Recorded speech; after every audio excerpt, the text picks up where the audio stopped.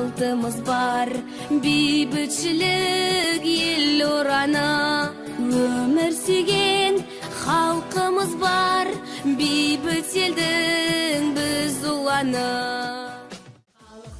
Құрметті қазақ елі, салт дәстүр мен әдеп ғұрыптың қаймағы бұзылмаған, бірнеше ұлт пен ұлыстар мекен еткен Сарысудың саялы мекені мен өндірісте жерінің жастары, Жарылқасын Отарбаев орта мектебінің 10 сынып білім алушылары, сіздерді 1 мамыр Қазақстан халықтарының бірлігі күні мерекесімен құттықтайды.